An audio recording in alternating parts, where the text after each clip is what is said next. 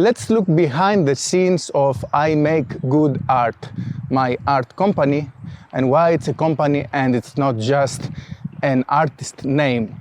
Well, it's a company because it being a company is part of the art. It's part of good art. I think building and running a successful company is itself good art. So it's right on topic and it happens to be something I want to do. The name I Make Good Art is inspired by Neil Gaiman's famous commencement speech where he says, whatever happens to your life, make good art with it. As if it's easy. It's not easy. Most people are so deeply constipated. I have the crazy luck and privilege to be extremely creative so that I can make good art with everything. It's more like of a viewpoint of life. And so to have you enjoy and appreciate good art is a skill that you learn much less than something exuded by the object that itself is inherently good art. Nothing is good art inherently. The way to make good art so that you can experience good art, because I'm fine, I have good art every day, all the time. I have too much good art, it's almost unbearable how much I have, okay? But in order for you to have some of these beautiful, powerful experiences, I have to teach you how the mind works, how society works, how propaganda works, how brainwashing works, how love works.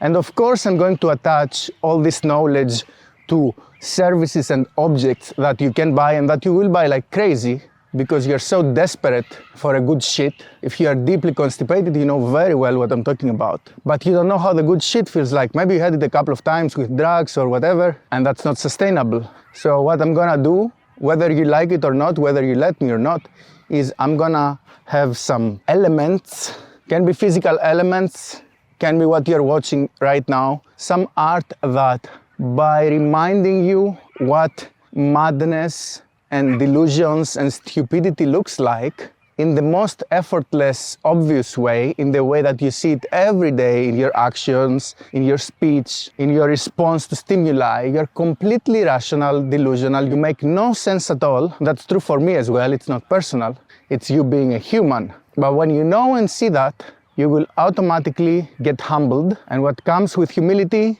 Sanity. You cannot find sanity if you don't find humility. If you don't put yourself to service, you cannot find meaning.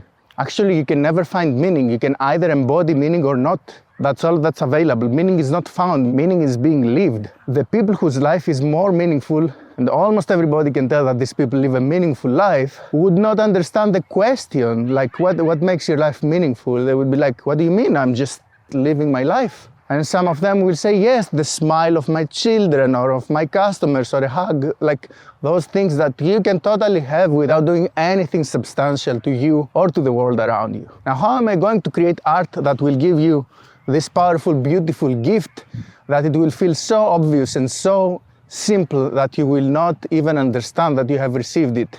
Well, that's my job. That's a company worth building, that's a cause worth working for. And the coolest thing is that you don't need to do anything. You don't need to do anything. I will be giving some prompts. Some of the prompts will be cautionary tales to mostly avoid, except the times that you actually need to indulge them. Like tribalism. We love tribalism, don't we? Pleasure, hedonistic moments, delicious, except if we have access to them 24/7, you stupid piece of shit, right? One of the most powerful tools to make art with is words. Yes, I can draw, and yes, drawings, movies, music can induce powerful feelings that you don't even understand. But when those powerful feelings or those physically experienced changes are triggered by a couple of words, 2 words, 5 words, just there, radiating meaning and getting you to align, to ground yourself. Just 4 words there. These are the words. We good, they bad. That's it. I have solved art. Okay? So that was the artist hat. I'm gonna remove my artist hat. Now I'm just Antony making a vlog, talking about one of my 2 companies. The art business. I make good art. This is why it's there. Now, how is it gonna work practically? Because yes, very romantic, thank you very much. Nonetheless, there is material to sell, okay? One of the reasons I have chosen art is because it can get arbitrarily useful, arbitrarily appreciated, arbitrarily expensive And when it resonates with people, it just resonates with people. So it's easy. It's easy to sell this for shitloads of money, and it's easy to give it away. Pet peeve, stop saying give away for free. It's redundant.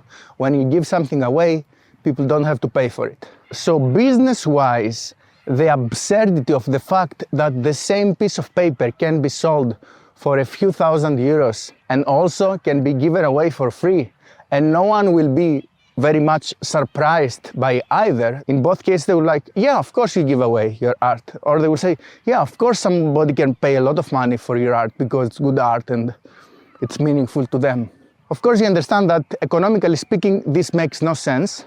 And this is why a smart person that can actually make something that people want can leverage it to make a profitable business. And that's why I am very deliberate about making art as a business and not just as an expression or activism or whatever else personal, which I could totally do and it would be justified, but why not treat it as a business? If you can leverage how art breaks economical principles and defies any economical and pricing logic by the sheer fact that it's so transcendental when it works, then everybody can appreciate giving it away or charging thousands of dollars for it. You understand the beauty of that, right? Now, practically speaking, I'm gonna start local. I have built a gallery where I live. It's full of good art. I'm working on a gallery experience with some rules that, combined with the artwork, gives people a powerful emotional response, so I can sell that. I can sell prints, and I will always sell them framed unless I tag them as junk. So the ones I don't like anymore, I can sell them with or without a frame for much cheaper than I sell the ones I like, which for some people may be a bargain because they may still love something that I don't, but I don't care, then just buy it for cheap. So those physical objects, the framed prints, I have to start selling locally. My excuse is that it's been raining a lot, so I really want to go outside. And then, of course, collaborations with cafes and clinics and places where I can lease or put my art. I'm going to avoid formal participation in galleries for the moment because I don't know if it's worth the cost, because with the same money I can print much more promotional material for people to come to my gallery. And of course, all those initiatives will be reinforced by the small videos I will be making in the art channel, by street interviews of people reviewing my art and reacting to my art. This is the business plan. Because I'm alone, it's going quite slow. So I do feel a bit ashamed of it, that I'm not already on the streets showing off my art. Okay, I've started giving away some stickers and that's about it. But it's gonna get there. I've done a lot of public engagement gigs before, from free hugs to street music to events to a wacky portable art gallery 2 years ago. I know how to do all these things, and the ones I don't know how to do, I'm gonna figure it out. For example, the business aspects of it, accounting, paperwork, those are also things I have to find out, and they're so boring and uncomfortable, but hey, that's the business part. That's enough for this video, so I put my artist hat and I talk the way I talk in my art YouTube channel. I make good art. If you like this, feel welcome to hang around there. And if you like this video, there is at least another 2 videos on this channel. The first is my first video where I introduce myself. Boring, not so boring. I'm never that boring, I hope. And the third one is talking about my consulting company.